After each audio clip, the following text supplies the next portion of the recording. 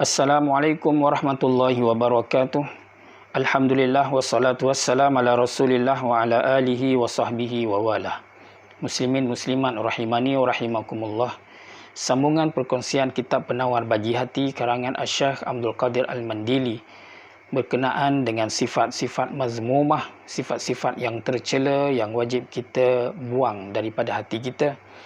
10 jenis sifat mazmumah yang disenaraikan oleh tuan kitab kita. Yang pertamanya ialah sifat loba atas makanan, yakni penyakit kuat makan. Sambungan di kitab kita ini pada muka surat 34, sabda Nabi sallallahu alaihi wasallam, "Ma mala'a adamin wi'an syarran min batnin hasbul adami luqaimat yuqimna sulbahu fa in ghalabatil adamiyya nafsuhu fasulusun lit-ta'am wa sulusun lisyarab wa sulusun lin-nafs." Diriwayatkan oleh At-Tirmizi, Ibnu Majah dan lain-lain dengan sanad yang sahih, di mana Nabi sallallahu alaihi wasallam bersabda, tiada memenuhkan manusia akan bijana yang lebih jahat daripada perutnya. Artinya tidak ada bekas yang dipenuhkan oleh seseorang manusia yang lebih jahat daripada perut. Jadi kata Nabi sallallahu alaihi wasallam, apabila seseorang itu makan, maka makanlah dengan kadar beberapa suap, luqaimat.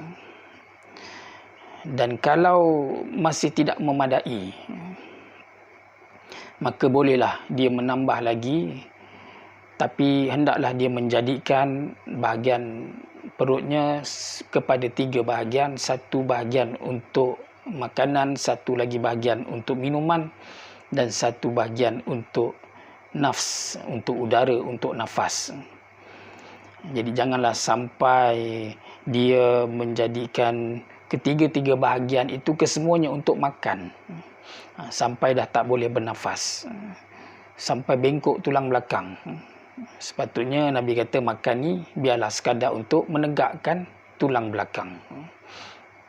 Namun begitu, sekali-sekala untuk kita sampai kenyang, sangat kenyang, boleh. Seperti mana hadis yang menceritakan tentang peristiwa laparnya Abu Hurairah ni, kemudian dipanggil oleh Nabi, dijamu dengan semangkuk susu. Cerita itu panjang, seperti mana yang kita tahu. Abu Hurairah radhiyallahu anhu ni, dia antara sahabat Nabi yang selalu dikaitkan dengan cerita lapar. Bahkan dia pernah pengsan kerana terlampau lapar. Ada seorang lelaki tengok Abu Hurairah terbaring, kemudian dia pun naik ke atas Abu Hurairah. Dia sangkakan Abu Hurairah kena sawan. Lalu dia tampar-tamparnya muka Abu Hurairah ni, kerana mungkin itulah caranya, kaedahnya untuk merawat orang yang kena sawan. Begitu keadaan Abu Hurairah ni, dah lah lapar, kena pula tampar. Jadi dalam kisah tersebut, di mana Abu Hurairah ni, dia dipanggil oleh Nabi ke rumahnya, Nabi jamu semangkuk susu. Tapi kemudian Nabi minta Abu Hurairah ni kumpulkan semua orang lapar yang senasib dengan dia untuk sama-sama nikmati susu yang hanya semangkuk. Kalau kita logikkan, memang tak logik lah. Tapi itulah mukjizat Nabi sallallahu alaihi wasallam. Dan dalam kejadian itu, Abu Hurairah ni dia minum orang yang tak akhir. Jadi apabila semua yang lapar-lapar tu dah minum, maka tiba giliran Abu Hurairah minum. Nabi suruh, "Isyrab, minumlah wahai Abu Hurairah." Dan Abu Hurairah minum, kemudian dia berhenti minum. Nabi suruh dia sambung minum, "Isyrab."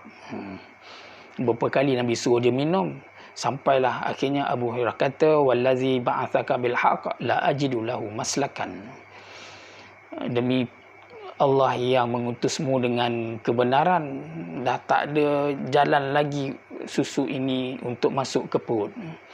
Jadi sampai begitu sekali kekenyangan yang dirasai oleh Abu Hurairah itu. Sekali-sekala bolehlah kita kenyang begitu, jangan selalu. Jadi kesimpulannya, dianjurkan kita berlapar. Secara umumnya kita dianjurkan kurangkan makan, banyakkan berlapar, dan itulah personaliti orang-orang soleh yang mana mereka ni makan mereka sedikit, kita sikit-sikit makan.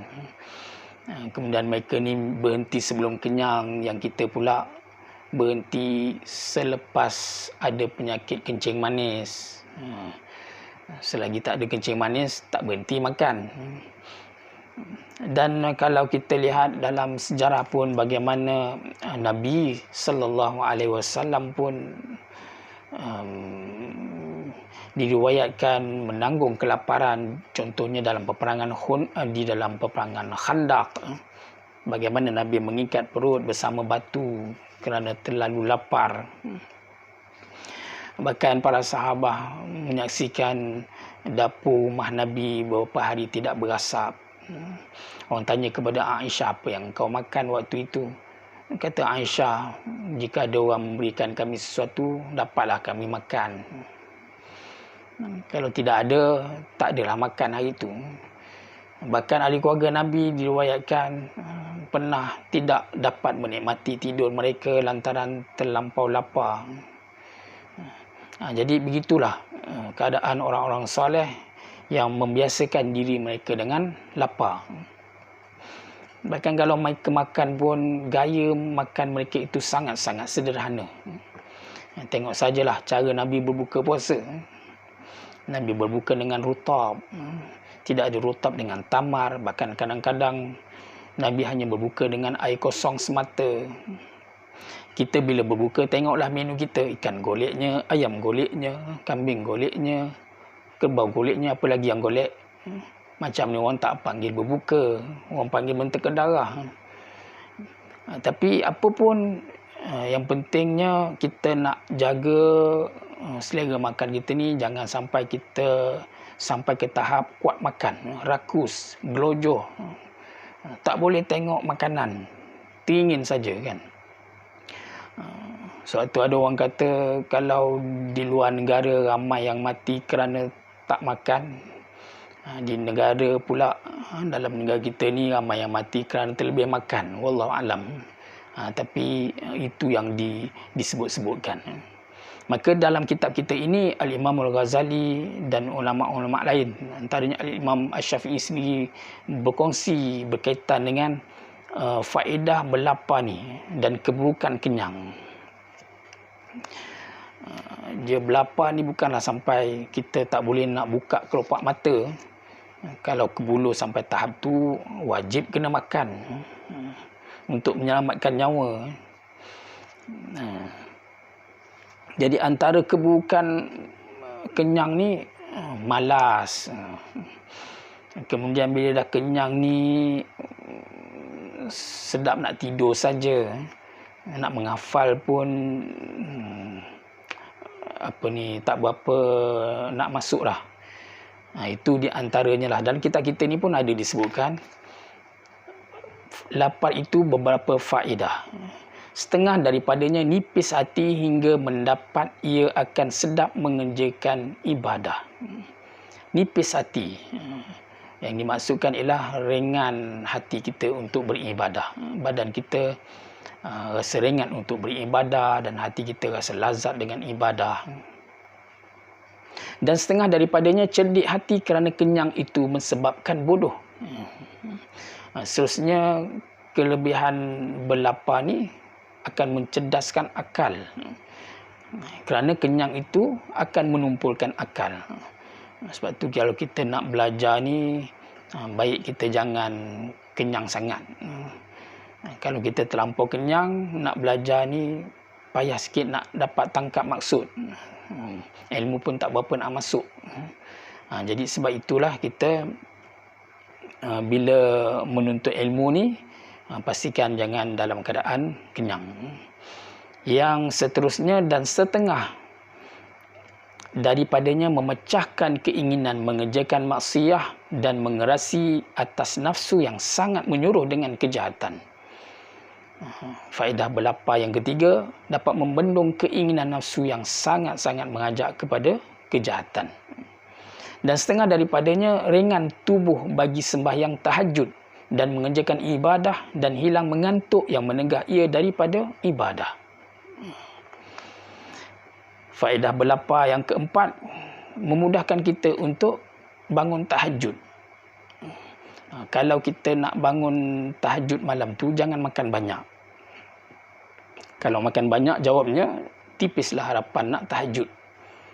Jangan kata nak tahajud, nak terkejut pun belum tentu. Dan bila kita kekenyangan berlebihan, akan membuat kita mengantuk dan nak ibadah pun malas, tengok sejadah pun nampak tilam melambai-lambai. Jadi banyak gangguan. Yang seterusnya dan setengah daripadanya memada dengan sedikit daripada harta dunia. Jadi bila kita kurang makan, jimatlah duit belanja kita. Kemudian seterusnya, Tuan kita berkongsi dengan kita berkenaan dengan bencana kenyang. Adapun kenyang itu, maka ada padanya beberapa kebinasaan. Yang pertama, ketiadaan sedap mengerjakan ibadah. Jadi bila kita kenyang ni, mood beribadah ni dah kurang dah. Jadi artinya beribadah pun tidak ada kelazatan dah. Yang kedua, menambah keinginan nafsu. Bila kita kenyang ni, nafsu jadi bertenaga. Yang ketiga, ketiadaan kasihan akan yang miskin, kerana apabila ia kenyang, nescaya menyangka ia akan sekalian manusia semuanya kenyang bersalahan lapar. Maka ia sebab bagi kasihan belas akan orang miskin, dan inilah setengah daripada hikmah wajib puasa. Jadi faedah ataupun bencana kenyang yang kelima ni, bila kita, yang keempat ni, ataupun yang keberapa ni, yang ketiga, bila kita kenyang, kita tidak dapat memahami kesusahan orang-orang susah. Jadi bila kita lapar ni, baru kita sedar betapa susahnya orang-orang susah, orang miskin yang berhari-hari tidak makan. Yang seterusnya dan keempat, lemah daripada mengingat akan ilmu yang memberi manfaat. Jadi bencana kenyang yang keempat, bila kita kenyang, akal akan jadi lemah. Jadi kurang pick up. Sebab tu anak-anak kita yang nak ambil exam, pastikan dia tak makan banyak, supaya dia dapat fokus kepada pelajaran. Yang kelima, bahawasanya orang yang sempurna iman itu pergi datang ia kepada masjid, dan orang yang banyak kenyang itu lagi datang ia kepada jamban. Orang kerap keluar masuk masjid, si kenyang pula kerap keluar masuk jamban. Jadi itulah beberapa kelebihan berlapar dan kebinasaan kenyang. Mudah-mudahan kita dapat mengambil panduan-panduan ini untuk diri kita, dan kesimpulannya, mudah-mudahan kita dapat menghindari daripada penyakit kuat makan ni. Kerja nak makan saja, dalam kepala tu duk fikir apa lagi nak makan. Jadi mudah-mudahan kita dapat membiasakan diri dengan berlapar untuk kita dapat memperolehi kelebihan-kelebihan berlapar seperti mana yang dikongsikan di sini.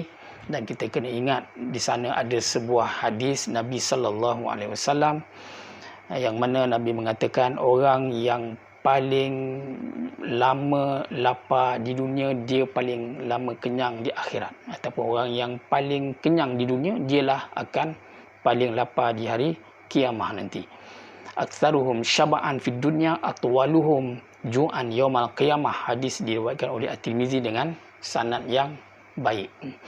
Jadi mudah-mudahan selain daripada kelebihan-kelebihan lapar di dunia, kita juga akan dapat kelebihan itu di akhirat nanti, dan itulah yang menjadikan kita sanggup untuk kita kawal kerakusan makan kita ni, supaya kita dapat menumpukan kepada ibadah kepada Allah Subhanahu Wa Taala. Sekadar itu perkongsian kita. Wallahu ta'ala a'lam. Wassalamualaikum warahmatullahi wabarakatuh.